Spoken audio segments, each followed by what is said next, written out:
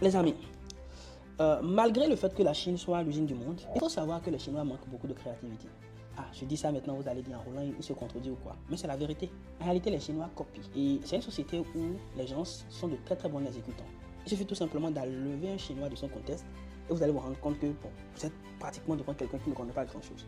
Mais nous, les Africains, nous avons une certaine créativité. Les Chinois même le remarquent. Moi, j'ai des amis chinois qui m'ont toujours dit ça. Ils n'arrivent pas à comprendre comment j'arrive à faire ci et ça. Je leur dis, mais c'est à cause de la société dans laquelle j'ai grandi, eux ne le savent pas. On nous a appris à être débrouillards. On sait prendre le peu qu'on a pour faire de grandes choses ou tout simplement, on sait s'en sortir. Mais eux, souvent, ils sont déjà dans des cases. Pourquoi je dis ça? Ça fait que j'ai une cliente avec laquelle je suis en train de travailler actuellement qui est promotrice d'une marque de luxe dans les sacs en cuir. Et nous sommes en train de faire la production ici, trouver les éléments et tout. Mais on avait de beaux éléments, de beaux rendus. On a vu les copies des plus grosses marques. On sommes partis dans des ateliers impressionnants. Mais quand nous nous asseyons avec le chinois et quand nous commençons par développer des idées qui mettent en valeur notre créativité, et il est à la fois impressionné par cela, et à côté aussi, nous voyons également ces lacunes.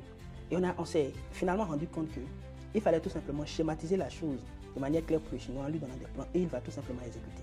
C'est justement pour ça que les Européens profitent très très bien de la Chine. Alors je vais vous donner un petit secret. Je ne sais pas si cette vidéo va faire beaucoup de vues, mais c'est vraiment là la force de la Chine. Chers amis, si vous savez comment travailler avec les usines, vous pouvez créer tout et n'importe quoi grâce à la Chine. Quelque chose que vous avez dans la tête, si vous pouvez arriver à transcrire cela sur papier et si vous pouvez l'expliquer, les Chinois peuvent le produire pour vous. Les Chinois ne sont pas des génies.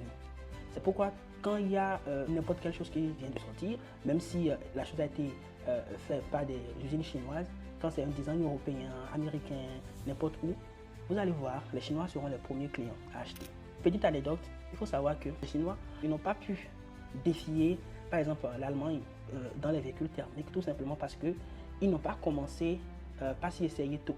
Qu'est-ce qu'ils faisaient? Ils allaient tout simplement acheter par exemple des Mercedes et des pièces tout pour voir ce qu'il y a à l'intérieur pour essayer de reproduire la même chose.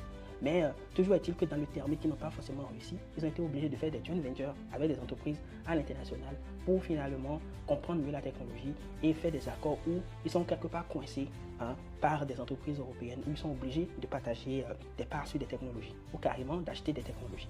Donc il faut savoir qu'ils sont nombreux, ils sont de très très bons exécutants. Mais côté créativité, il y a encore quelque chose à aller chercher. C'est justement ce petit gap-là qui vous donne, vous et moi, des marges de manœuvre pour pouvoir faire de l'argent dans ce pays. Alors, si tu veux mieux comprendre ces choses-là, je te demande maintenant d'aller dans ma bio, rentre dans mon groupe et nous allons parler de beaucoup de choses ensemble.